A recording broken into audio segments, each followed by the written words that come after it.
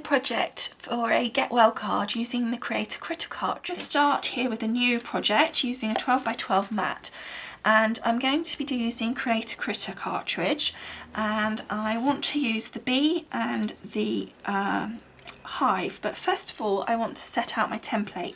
So I'm going to go to my Georgian Basic Shapes and I'm going to get a square, because I always like to have the template of my card on my back layer so that I can see exactly what size I need my image to be, and I know that my card is going to be 8 by 8, so therefore when I use my cuts they're going to fit into that image just fine.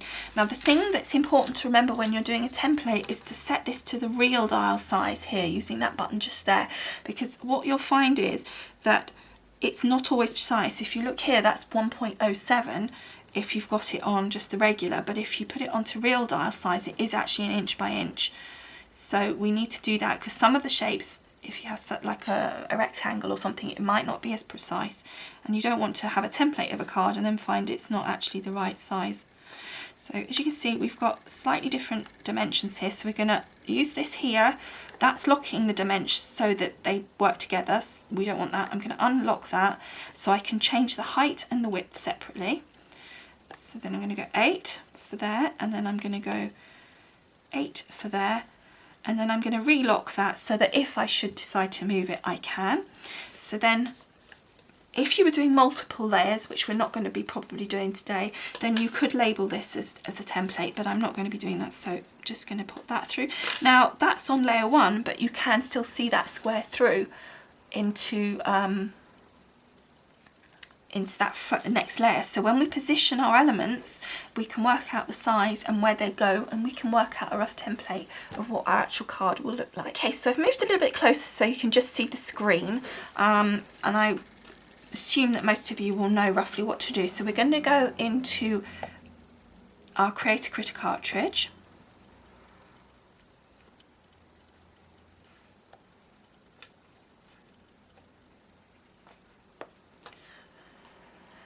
And we're going to pick up our little bee, and then I'm going to go to accessories, and I'm going to, oh, I don't think that was the bee.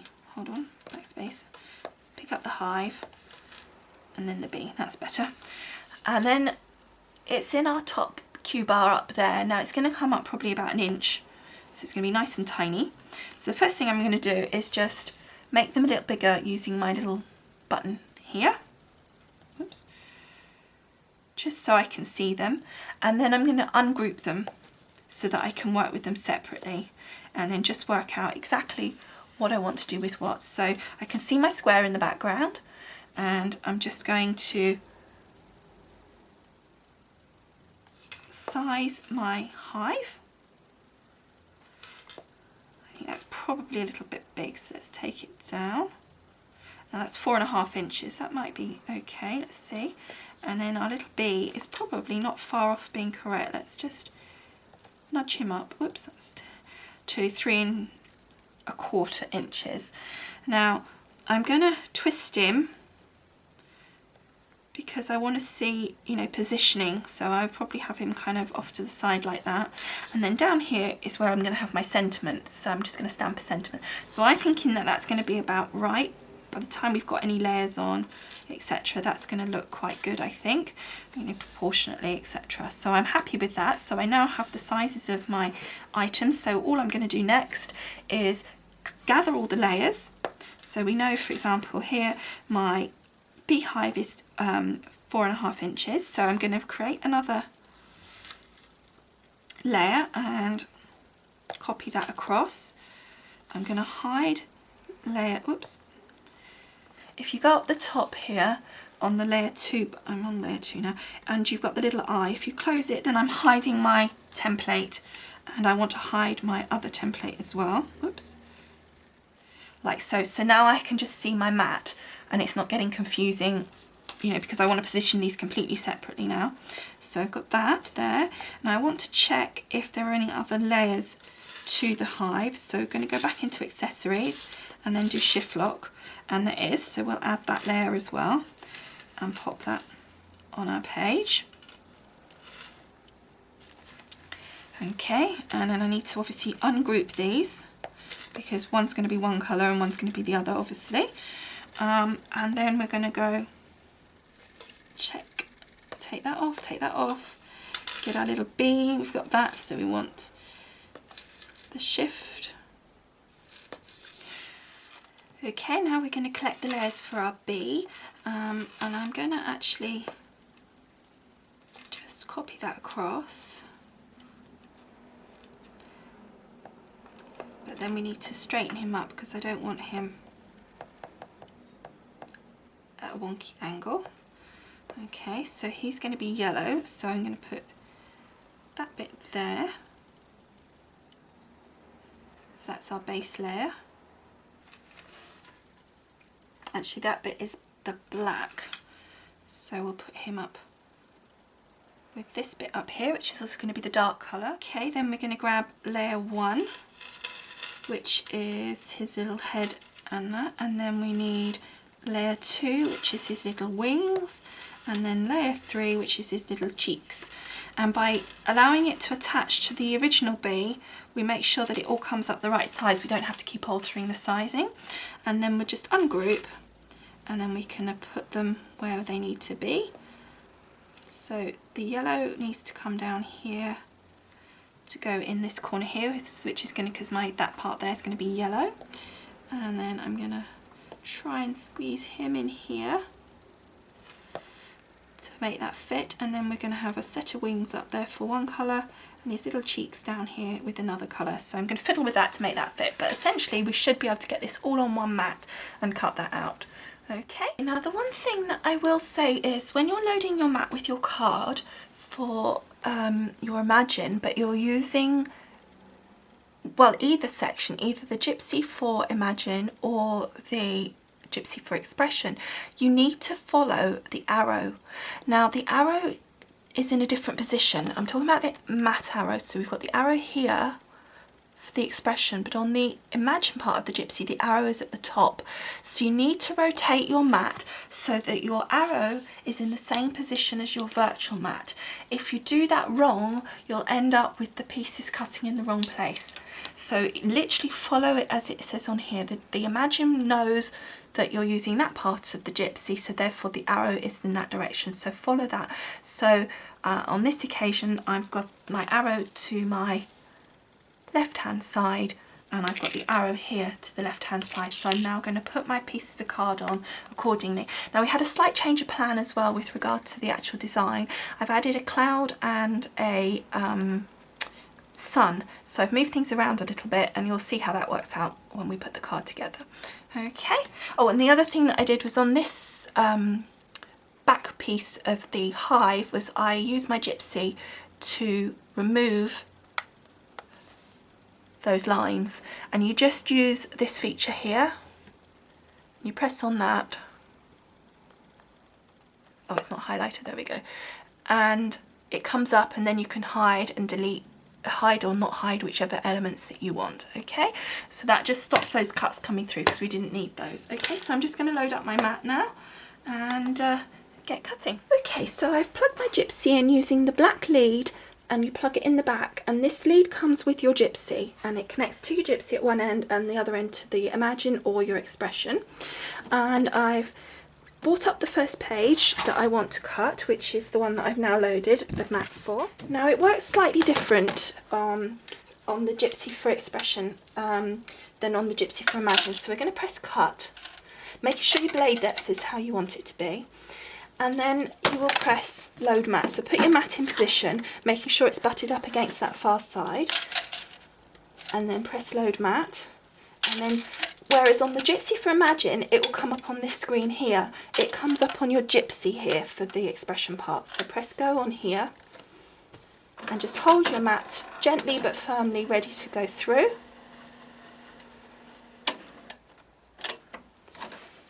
And then what it will do is take it all the way through and then back out again, because it's not printing, so it's taking it right back, and then it's going to cut everything out. Okay, so I'm going to finish cutting and then we'll come back to the table and start putting these bits together. Okay, so here's all our pieces cut out, so we need to put them together now. Obviously the sun is as it is, so we don't need to do anything with that, and the same with the cloud. But first now we need to put our little bee together. So getting his little face first. So the yellow bit, we're just going to put some two-way glue pen on the back and pop that in position.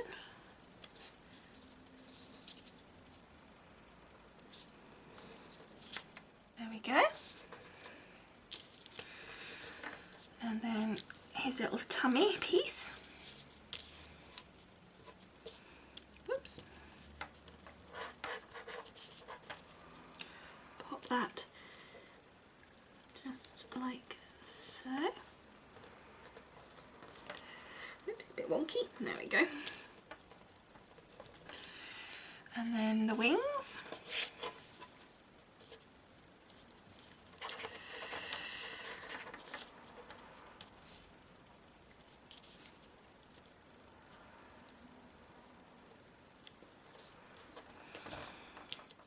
And the other wing.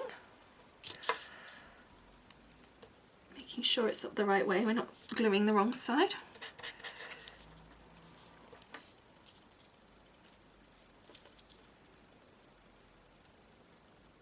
And then lastly, of the pieces that we cut anyway, we've got the little cheeks, little blushy cheeks. We'll just turn that up and then pop those in position. And then the very last thing I'm going to do on this one, whoops, is put my little googly eyes on. Those, I'm just going to use some little glue dots. So I've got some baby glue dots here, so I'm just going to pop that on the back of the little eye. If I can make it peel off. There we go. And pop that in position over the little cut area.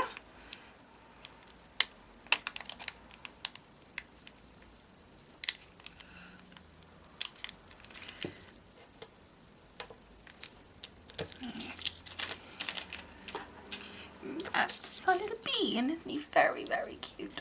Or I think it's a he. Very cute. So we now put the bee to one side for a minute, and we're going to put together our, I was going to say bee house, but a hive. And it's going to be a very simple one to put together, this one. We just take the bigger piece of the two. Actually, before I do that, I was just thinking that it might be nice to cut the little heart off the top of this one so that the orange shows through. So we'll just get some scissors and snip that off. Now you can't do that on the gypsy because that wasn't a separate cut, so we had to do it here. There we go. And I think that looks really cool. So that's that bit done. So that's our two elements that we cut out all done. Now I then took this Martha Stewart bee punch and I punched out some little bees from that, so we've got some little smaller ones, and then I used my Zig pen number 890, which is like a really dark brown. So I've got those and I just coloured in to make the lines. I don't know if I use all four, but anyway, I've done those, and I punched them out with the yellow because obviously if you punch them out with the brown you can't then colour, so it's much easier to do it that way around. And then we need to go now to our base card. So for a base card I've got an 8x8 card in white, and I've got a piece of blue cardstock which I cut at 7 3/4 inches square, which is going to go down onto there. And then I took a piece of green cardstock cut 7 3/4 wide by 2.5 inches deep. I then punched using the Martha Stewart grass punch along the top. Okay, so the first thing I want to do is put the card base to one side, and I want to attach my grass to the sky part. And I'm just going to use my glue pen and then my zig for the actual little blades of grass, so they stick down as well.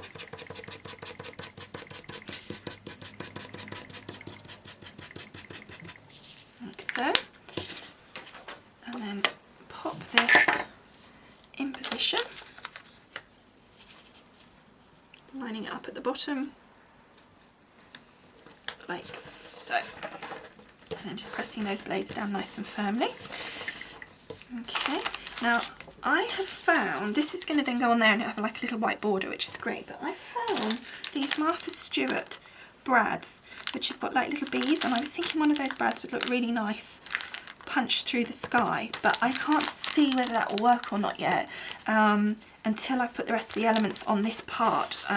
If I do put the brad through, then I'm going to have to raise this up slightly to account for the brad back, so I'm going to continue just using this blue and element at the moment and put the card to one side, and we'll decide later whether I want to put the actual brad on or not. So now what we had in our design on the square was that we had our beehive around that sort of position, our little bee flying around over there, and then we had our cloud and our sun kind of like so. And I might actually swap that around, so I put the bee kind of over my cloud and put the sun into the corner, so that the yellow looks, I think, better separated like that.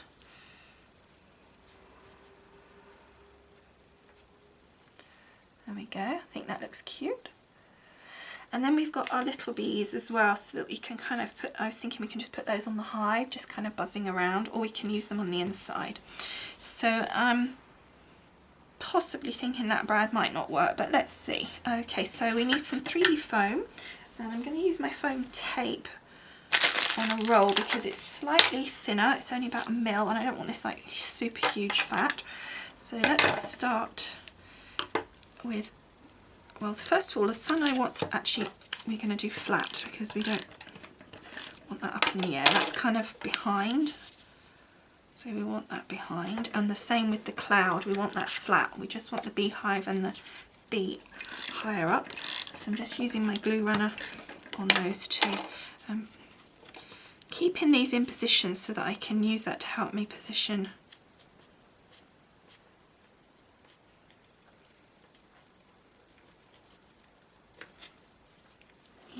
that's just lovely. Okay, so now I'm going to use the 3D foam on my beehive. I think probably around like that. There we go. Hoping that's straight. Perfect. And now we're going to just do our little buzzy bee, which is going to be interesting because it's got the little antennae. Okay. You know I'm going to have to try and put some on there, don't you?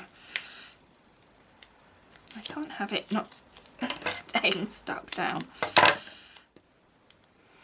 we go. So now we want to position our little bee kind of here, I think. Maybe about there. Yeah, kind of there, I think.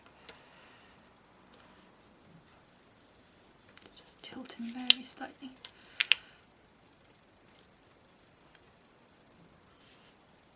Yeah, I think that looks good. And then as you can see, look, the wings are just popping up a little bit more dimensionally than the rest of it. Just very slight. Okay, and then now we've got our little bees, our little ones that we punched from a Martha Stewart. And I'll keep one, I think, for the inside, for near my message, so that is good having the 3, I think.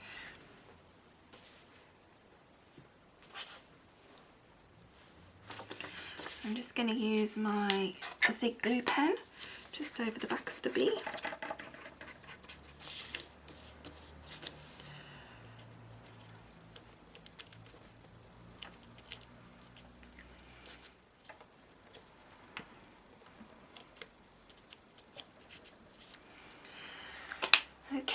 so now all I need to do is, I was thinking about putting one of these brads on, but I think it's not going to work. I don't think it's going to look right, personally.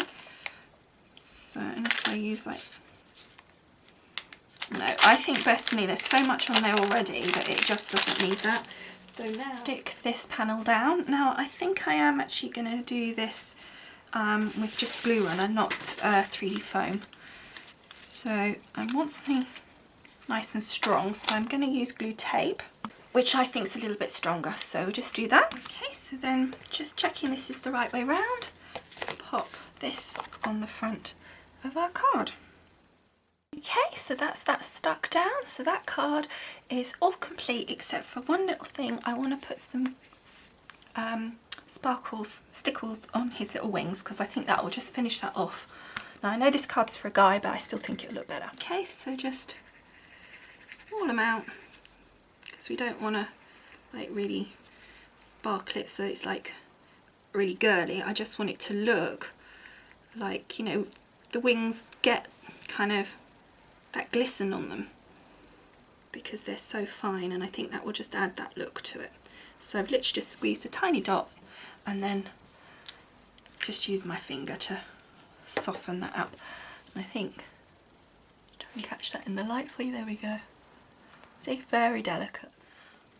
Okay, so I hope you've enjoyed making this card with me, and I'll see you all again soon. Thanks for watching. Bye!